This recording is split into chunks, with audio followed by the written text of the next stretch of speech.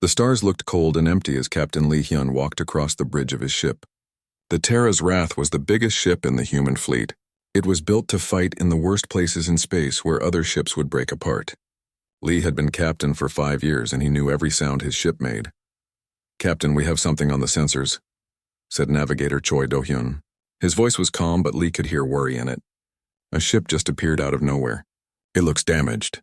Lee moved to the main screen and looked at the strange ship floating in space. It was like nothing he had ever seen before. The ship was made of what looked like crystal or glass. Parts of it were broken and dark. Smoke was coming out of holes in its side. "Is it human?" asked Chief Engineer Park Min-ho.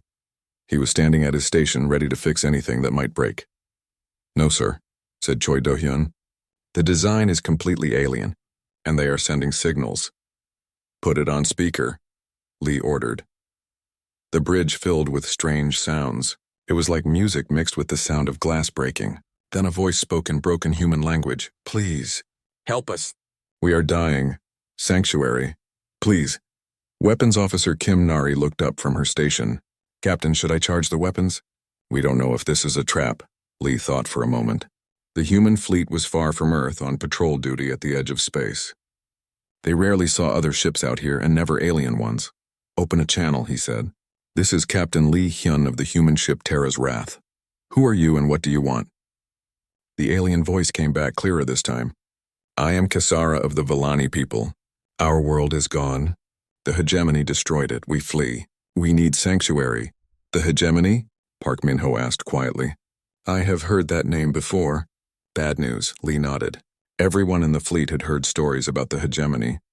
They were an empire that took over worlds by making them impossible to live on, then changed them for their own use. Most species just gave up when the hegemony came. "Kasara, why did you come to us? Why not go to the Galactic Council?" There was a long pause. Then the alien spoke again. "The Council cannot help us. They fear the hegemony too much. But we heard stories about humans. Stories that you fight even when you cannot win. That you live in places that kill other species. We hope you might help us." Dr. Song Ji-won, the ship's doctor and scientist, stepped forward. "Captain, their ship is falling apart. The readings show their life support is failing. They breathe methane, not oxygen. Our air is poison to them." Lee looked at the broken alien ship on his screen. These creatures had traveled across space to ask humans for help. The same humans that most aliens thought were crazy for living on a dangerous world like Earth. "How many of you are there?" Lee asked. 43 survivors, Kasara replied. "We are all that is left of our world. Please, Captain, we do not ask you to fight for us. We only ask for a place to live." Kim Nari shook her head. "Captain, Command will not like this. We are not supposed to get involved in alien politics." "This is not politics," Lee said firmly. "These are refugees." Just then, Lieutenant Yoon Tae-hyun burst onto the bridge. "Captain!" Long-range sensors show multiple ships approaching fast. Big ones. Lee felt his stomach drop. "How many ships?" "At least 12. Maybe more. They will be here in 20 minutes. The alien voice came over the speakers again, and this time it was full of fear. "They found us. The hegemony found us. Captain, please do not let them take us. They will kill us slowly to make an example." Lee looked around his bridge. His crew was waiting for orders. He thought about Earth so far away. He thought about his orders to patrol this area and avoid trouble. Then he looked at the broken alien ship with 43 survivors inside. "Choi, get us between that alien ship and wherever those hegemony ships are coming from," he ordered. "Sir?" Choi asked, surprised. "You heard me. And send a message to Admiral Kang. Tell her we have refugees requesting asylum and hostile ships approaching." "Captain," Kim Nari said, "we don't know anything about these aliens. What if they are lying?" Dr. Song Ji-won was studying her readings. "Captain, their ship is barely holding together. They are using the last of their power just to keep their life support working. If they wanted to hurt us, this would be a very bad way to do it." Lee made his decision. "Kasara, we will protect you. But you need to transfer to our ship. Your ship is too damaged." "We cannot breathe your air," the alien said. "We will figure something out," Lee replied. "Park, can we seal off Cargo Bay 3 and change the atmosphere?" Park Min-ho nodded. "Give me 15 minutes, Captain. I can fill it with methane and drop the temperature. It will be like a big alien fish tank." "Do it," Lee ordered. "Yoon, take a team and help transfer the aliens. Everyone moves fast." As his crew ran to their jobs, Lee stared at the approaching enemy ships on his screen. The Terra's wrath was strong, but 12 hegemony ships was a lot to fight. Other human ships were too far away to help quickly, but Lee had made his choice. These aliens had come to humans because they thought humans would fight even when they could not win. Maybe it was time to prove them right. "Kesara," he said into the communicator, "tell me about these hegemony ships. What weapons do they have?" "Energy beams that can cut through any armor we know. Shields that stop all of our weapons. Captain, they have never lost a battle. They are too strong." Lee smiled grimly. "Well, they have never fought humans before." The bridge crew looked at their captain. They all knew this could be the last fight they ever had, but they also knew that somewhere behind them, 43 aliens were counting on them to keep their word. "Battle stations," Lee ordered. "Let's show these hegemony ships what happens when they pick on refugees." The cargo bay was cold and filled with methane gas when the Villani refugees came aboard. Captain Lee Hyun watched through the thick window as strange crystal beings moved slowly into their new home.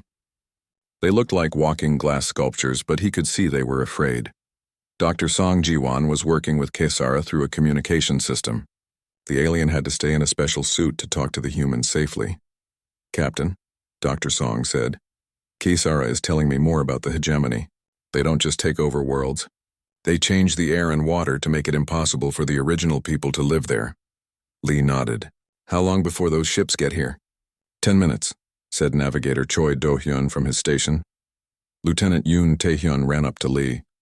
"Captain, we got some of their technology from their ship before it broke apart completely. You need to see this."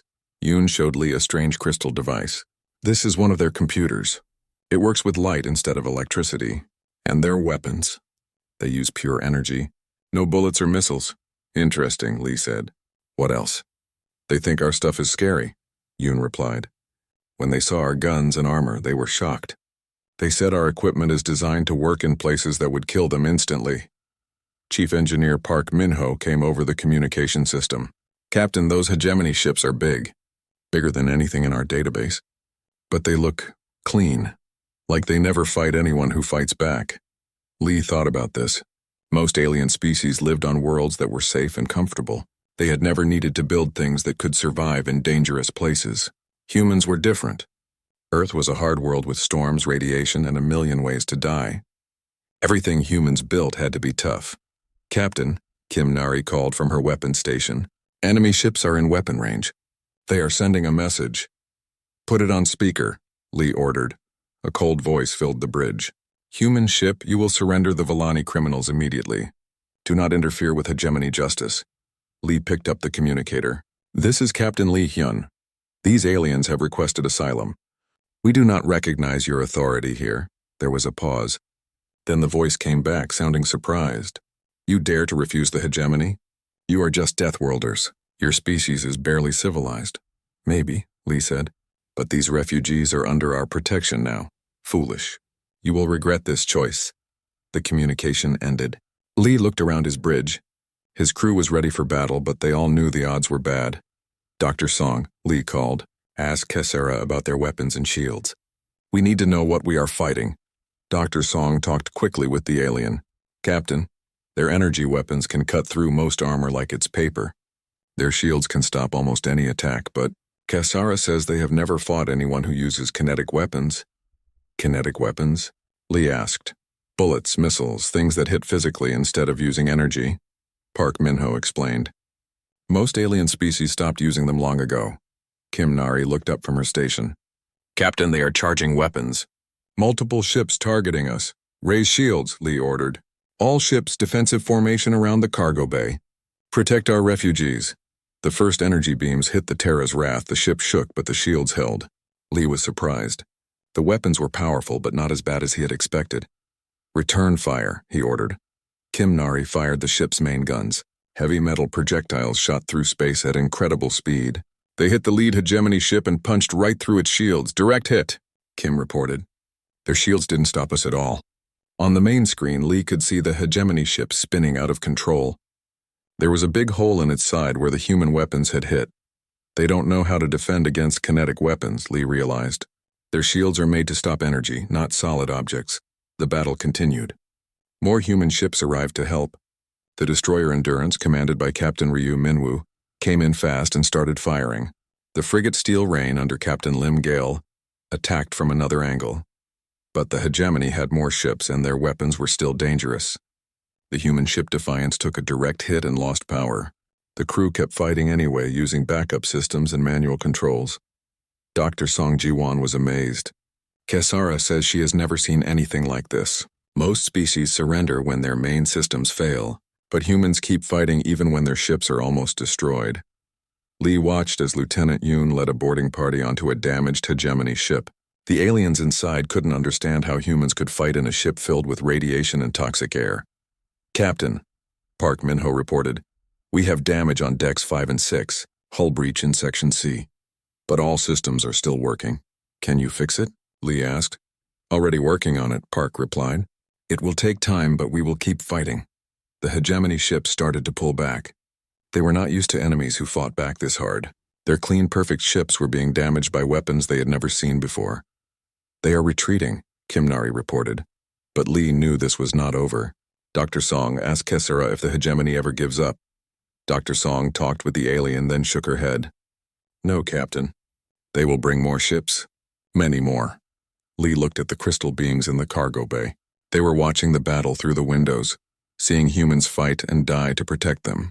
These aliens had come to humanity because they heard humans would fight even when they could not win. "Send a message to Admiral Kang," Lee ordered. "Tell her we need reinforcements, and tell her that these refugees are worth fighting for." As the damaged hegemony ships disappeared into space, Lee knew they would be back. But something had changed in this battle. For the first time, someone had stood up to the hegemony and won. In the cargo bay, Kesara was talking excitedly with the other Villani. Dr. Song listened to the translation. "What are they saying?" Lee asked. "They are saying that maybe they chose the right species to ask for help," Dr. Song replied. "They think humans might actually be able to stop the hegemony." Lee hoped they were right, because soon every hegemony ship in this part of the galaxy would be coming for them. The day of the final battle, Captain Lee Hyun stood on the bridge of a ship unlike any that had ever been built. The Terra's Wrath had been rebuilt with technology from a dozen alien species. Villani energy shields covered hull plates made from iron-borne metal. Zephyrian atmospheric processors could create weapon clouds in space. Mothfolk biological systems could repair damage faster than most ships could cause it. "Fleet status report," Admiral Kang Subin requested over the communication system. "All ships ready." "Admiral," Lee replied. "Human vessels integrated with alien technology. Refugee ships in support positions. Everyone knows their job." Through the main screen, Lee could see the massive hegemony fleet approaching. 200 ships in perfect formation, each one larger than most human vessels. But the human coalition was ready for them. "Dr. Song, are our alien friends in position?" Lee asked. Dr. Song Ji-won nodded. "Kesara reports that Villani energy barriers are active around all human ships. The Zephyrians have created gas clouds throughout the battle zone that will hide our movements, and the Mothfolk have grown living armor on our hulls." Navigator Choi Do-yeon looked up from his station. "Captain, the hegemony fleet is slowing down. I think they are surprised by what they are seeing." Lee could understand why. Instead of the small human fleet they expected to find, the hegemony was facing a coalition of dozens of species. Ships that looked like crystal flowers floated next to human warships. Gaseous beings had created clouds that sparkled with energy. Metal creatures had built structures that looked like living cities. "Incoming transmission from the hegemony flagship," Kim Nari announced. "Put it through," Lee ordered. A cold voice filled the bridge. "Human ships, you will surrender immediately. Return all stolen hegemony property and submit to judgment." Admiral Kang's voice answered. "This is Admiral Kang of the Deathworld Coalition. The beings you call property are free citizens under our protection. If you want them, you will have to go through us." There was a long pause. Then the hegemony voice returned, sounding confused. "Deathworld Coalition? What is this alliance?" Lee picked up the communicator. "It's what happens when bullies pick on the wrong people. We are species who refuse to surrender. We are beings who fight even when we cannot win, and we are tired of watching you destroy innocent worlds." "Impossible," the hegemony commander replied. "Deathworld species are primitive and violent. You cannot organize. You cannot cooperate." "You're about to learn how wrong you are," Admiral Kang said. The battle began with the hegemony ships firing their energy weapons. But this time something was different. The Volani shields absorbed the energy and sent it back at the attackers. Zephyrian gas clouds exploded when hit, creating chain reactions that damaged multiple enemy ships. "Return fire," Admiral Kang ordered. The Coalition fleet attacked with weapons that combined human kinetic projectiles with alien energy systems. Missiles that could think for themselves chased enemy ships through space. Energy beams guided heavy metal projectiles to their targets with perfect accuracy. But the real surprise was how the different species worked together. Human ships charged straight into enemy formations, while Volani barriers protected them. Zephyrian clouds hid Coalition movements while Mothfolk repair systems kept damaged ships fighting. "Captain," Lieutenant Yoon Tae-hyun reported, "the enemy is trying to concentrate fire on individual ships. But every time they damage one of ours, 3 more appear out of the gas clouds." Lee watched as the battle spread across space. Human ships were fighting in the center, doing what they did best, surviving impossible damage and keeping their weapons firing. But around them, alien allies were providing support in ways the hegemony had never seen before. Chief Engineer Park Min-ho was working with alien technicians to keep all the new systems running. "Captain, the biological armor is amazing. We have taken hits that would destroy most ships, but we are healing faster than they can hurt us." On the main screen, Lee could see that the hegemony formation was breaking apart. Their ships were designed to fight enemies who used their same tactics. They had no idea how to handle an enemy that combined brute force with alien science. "Admiral," came a voice over the radio. "This is Captain Ryu Minwoo on the rebuilt Endurance. We have broken through their left flank, requesting permission to attack their command ship." "Permission granted," Admiral Kang replied. "All ships focus fire on the hegemony flagship." The Coalition fleet converged on the massive enemy command ship. It was 3 times larger than any human vessel, but it was alone now. The other hegemony ships were too busy fighting for their own lives to help. "Captain," Dr. Song called out, "Kasara is asking if she can try something. The Volani have a way to overload energy-based systems." "Do it," Lee ordered. Across the fleet, Volani ships began to glow brighter and brighter. They were gathering energy from all the hegemony weapons that had been fired at them. Then all at once they released it back at the enemy flagship. The massive hegemony ship's shields flickered and died. Its weapons stopped firing. Systems throughout the ship began to fail as too much energy overloaded their circuits. "Now!" Admiral Kang shouted. "All ships attack!" The Coalition fleet hit the defenseless flagship with everything they had. Human kinetic weapons punched through its armor. Alien energy beams cut deep into its hull. Within minutes, the massive ship was breaking apart. "This is the hegemony flagship," came a voice over the radio. "We surrender. Please stop firing." The shooting stopped. Across the battle zone, other hegemony ships were also surrendering. For the first time in their history, the unstoppable conquerors had been completely defeated. "Dr. Song," Lee said, "open a channel to all ships." When the channel was open, Lee spoke to the entire fleet. "Hegemony ships, this is Captain Lee Hyun of the Deathworld Coalition. You came here to take back refugees. Instead, you found something you never expected. You found people who refused to be bullied." Admiral Kang's voice joined the transmission. "The age of hegemony rule is over. From now on, any species that wants freedom has a place with us. Any world that refuses to surrender has our support. And any fleet that tries to destroy innocent people will face the same fate you did today." The battle was won, but Lee knew the real work was just beginning. Across the galaxy, rebellions were starting. Worlds that had hidden in fear were coming out to join the Coalition. Species that had never met were working together to build something better than the hegemony had ever offered. "Captain," Commander Oh Sung-ho called from the Refugee Coordination Center, "we are getting messages from across the galaxy.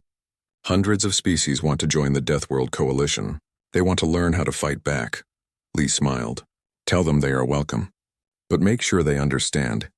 This coalition is not about conquest. It's about protection. We fight so that others don't have to." 6 months later, Lee stood on the bridge of the new coalition flagship. It was built by dozens of species working together, each contributing their best technology and knowledge. The ship was stronger than anything the hegemony had ever built, but it was designed to protect, not conquer.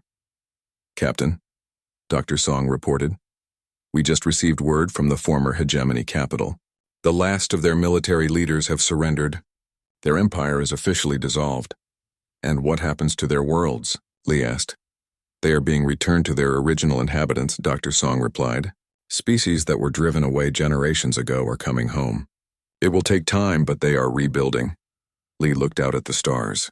Somewhere out there, millions of beings were free because a few refugees had asked humans for help. The galaxy was not perfect, and there would always be new challenges. But for the first time in centuries, those challenges would be met by people working together instead of conquering each other.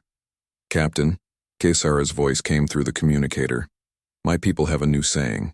When the storm comes, the wise tree bends. But when the storm is made of evil, the wise forest stands together and breaks the wind.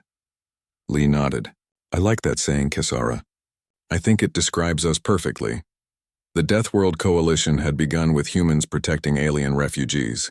It had grown into something that changed the galaxy forever. And it all started because someone decided that doing the right thing was more important than following orders. In the end, that was the most human thing of all. 2 weeks after the battle, everything changed. Captain Lee Hyun was getting reports from across the galaxy that he could barely believe. Alien ships were arriving at human space every day, all asking for the same thing. Another refugee ship on approach, Navigator Choi Do-hyun announced. This one looks like it's made of metal mesh, Lee sighed. This was the 5th ship today. What species this time? Dr. Song Ji-won looked at her readings. They call themselves Zephyrians. They are gaseous beings. Their home planets are being poisoned by the hegemony. Commander Oh Seung-ho had been put in charge of all the refugee operations. His job was getting harder every day. Captain, we now have over 3,000 aliens living in human space. We are running out of places to put them. Lee walked to the observation window and looked out at the growing refugee fleet. Ships of every shape and size floated near human stations. Each one carried survivors from worlds the hegemony had destroyed. How are we managing to house them all? Lee asked. That's the strange part, Commander O replied. Planets that humans think are worthless wastelands are perfect for different alien species. The radiation planet Karis is perfect for the metal creatures called Ironborn. The ice moon Frost is exactly right for the crystalline collective. Lieutenant Yoon Tae-hyun came onto the bridge with a data pad. Captain, I have been studying the refugee technologies. When we combine their knowledge with our equipment, we get amazing results. Show me, Lee said. Yoon activated a holographic display. Vellani energy shields combined with human armor make our ships almost impossible to destroy.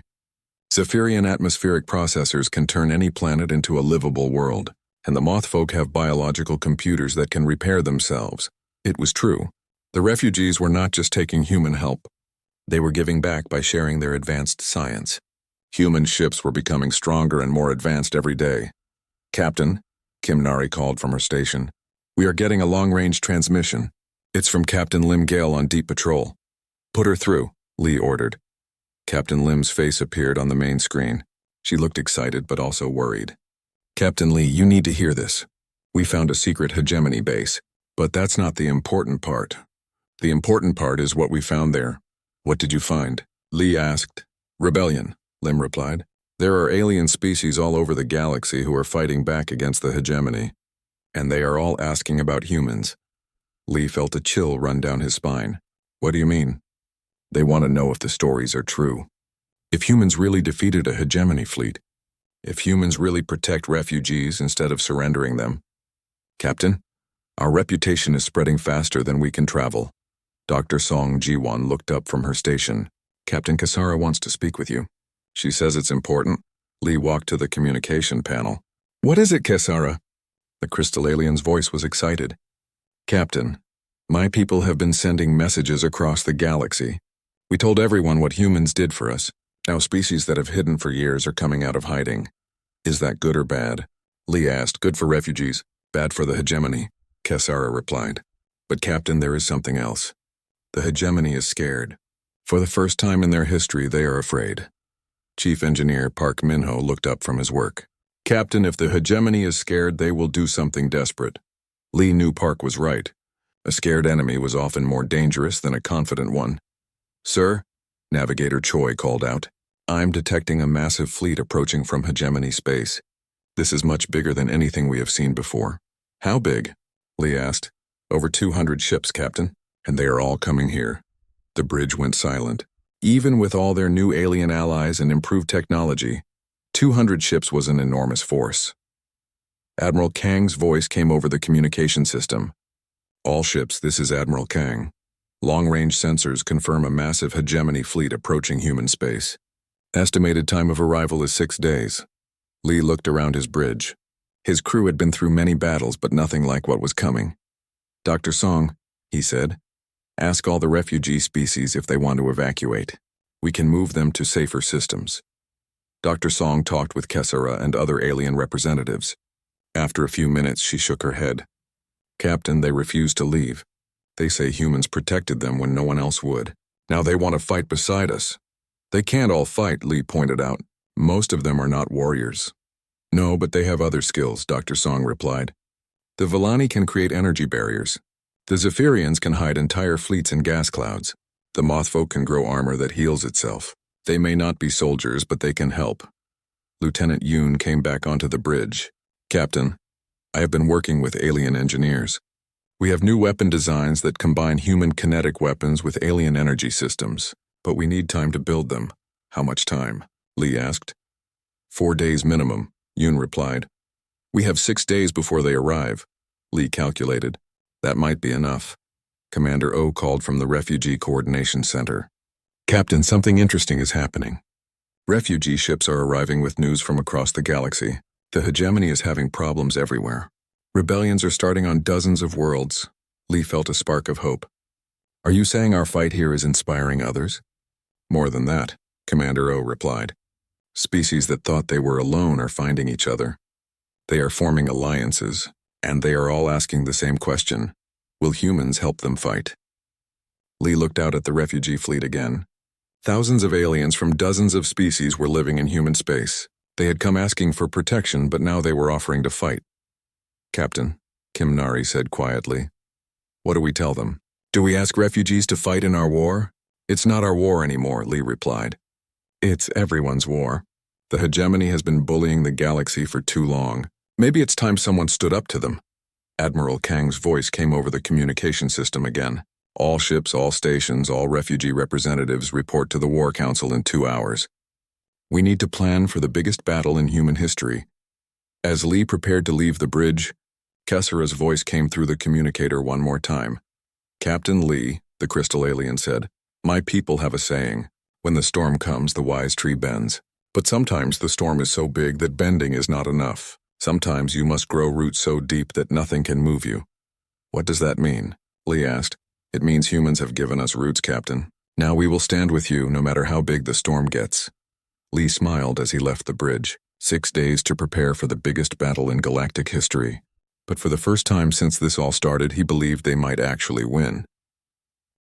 3 days later, the hegemony returned with twice as many ships.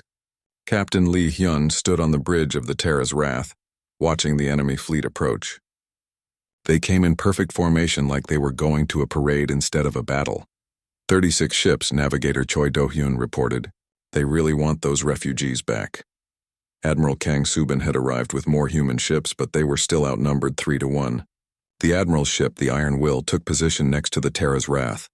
All ships, this is Admiral Kang, came the voice over the communication system. Remember what we are fighting for. Those aliens came to us for help, because they believe humans never give up. Let's prove them right. In the cargo bay, Kessara and the other Villani watched through the thick windows. Dr. Song Ji-won was with them, trying to keep them calm. Captain, Dr. Song called over the communicator. Kessara wants to help somehow. She says they have knowledge about hegemony weak points. Any help is welcome, Lee replied. What does she know? Their ships are designed to fight in perfect conditions. Clean space, no obstacles, no dangerous environments. They avoid asteroid fields, gas clouds, anything that might damage their perfect ships. Lee looked at the space around them. There was an asteroid field nearby, filled with radiation from an old star. It was exactly the kind of place human ships were built to handle. Choi, plot a course toward the Broken Ring asteroid field, Lee ordered. Sir, that area is full of radiation. The asteroids are moving fast and there are gas pockets that can explode, Choi said. Perfect, Lee replied. That's exactly why we are going there. The human fleet began moving toward the dangerous asteroid field. The hegemony ships followed, but Lee could see they were staying farther back than before. The battle started when the hegemony ships opened fire. Energy beams cut through space, hitting human shields. But this time the humans were ready. All ships return fire, Admiral Kang ordered. The human weapons shot back. Heavy projectiles and missiles flew toward the enemy ships. The hegemony shields, designed to stop energy weapons, were useless against solid objects moving at high speed. But then something went wrong. The destroyer Endurance took multiple hits and started spinning out of control. Captain Ryu Minwoo's voice came over the radio. Endurance to fleet. We have lost main power and steering. Ship is breaking apart. Lee watched as the Endurance tumbled toward a large hegemony cruiser. Most crews would abandon ship, but Captain Ryu had a different plan. All hands prepare for impact, Ryu announced. We are going to ram them. The Endurance, even damaged and powerless, was still a massive ship. It hit the hegemony cruiser at full speed. Both ships exploded in a ball of fire and metal, but that was not the end. Lee could see escape pods launching from the wreckage. Human crews in armored suits were floating toward the damaged pieces of the hegemony ship. What are they doing? Dr. Song asked, watching from the cargo bay. Lieutenant Yoon Tae-hyun answered from his station. They are boarding the enemy ship. Even after their own ship was destroyed, they keep fighting. The Vellani refugees watched in amazement as human soldiers in spacesuits cut their way into the broken hegemony ship. The aliens inside were not prepared for enemies who could fight in the vacuum of space. The battle moved into the asteroid field. Human ships flew between the spinning rocks like they had done it 1,000 times before. The hegemony ships tried to follow, but they were too careful, too afraid of damage. Their shields are failing, Kim Nari reported. The radiation in this field is interfering with their energy systems. Chief Engineer Park Min-ho was working hard to keep the Terra's Wrath running as asteroids hit the hull and radiation flooded the ship. Hull damage on multiple decks, he reported. But all weapons are still working. Can you keep us fighting? Lee asked. Captain, this ship was built on Earth. We designed it to work in places like this. I can keep it running even if we lose half the hull. The human ships use the asteroids as weapons, pushing them toward the enemy with their engines. They flew through gas clouds that would poison most aliens but only made human ships work harder. One hegemony ship tried to escape through a gap in the asteroids. Captain Lim Gaol's ship, the Steel Rain, chased it into a radiation storm that was so bad it would kill most alien crews in minutes. Steel Rain to Terra's Wrath, came Lim's voice. We got him. But our life support is failing and half the crew is injured. Can you make it back? Lee asked. Of course, Captain. We are humans. This is just another day at the office. Dr. Song Ji-won was treating wounded soldiers in the medical bay. The radiation levels would be deadly to most aliens. But human medics worked in armored suits and kept saving lives. Kesara is asking how we can fight in these conditions, Dr. Song reported. She says this environment would kill Vellani in seconds. Tell her this is why they call Earth a Deathworld, Lee replied. We grew up in places like this. The hegemony flagship tried to retreat, but Admiral Kang was not letting it escape. The Iron Will chased it deeper into the asteroid field, firing constantly. Admiral, that ship is heading for the radioactive core of the field, Choi warned. No ship should go there. Then it's a good thing we are not like other ships, Admiral Kang replied. The human fleet pushed deeper into the deadly asteroid field. The hegemony ships that followed started breaking down. Their perfect technology could not handle the radiation, the impacts, and the toxic gases. One by one, the enemy ships either surrendered or were destroyed. The survivors tried to escape, but human ships chased them through environments that no sane alien would enter. When the battle was over, Lee looked around the bridge. His crew was tired and dirty, but they were alive. The ship had holes in the hull and half the systems were damaged, but it was still fighting. Casualty report, he asked. 43 wounded. 7 dead, reported medic Han Yejin. But everyone who could fight kept fighting until the end. In the cargo bay, the Vellani refugees were silent. They had watched humans fight in conditions that would kill their entire species. They had seen human crews keep fighting even when their ships were falling apart. Dr. Song, Lee called. What does Kesara think now? Dr. Song listened to the alien for a moment. She says she understands now why other species call humans crazy, but she also says that maybe crazy is exactly what the galaxy needs. Lee smiled. The hegemony had learned something today. They had learned that there were species in the galaxy who would not surrender, who would fight in places where no sane being would go, and who would die before abandoning those who asked for their help. The word would spread quickly. For the first time in their history, The unstoppable hegemony had been stopped by a bunch of Deathworlders who refused to know when they were beaten.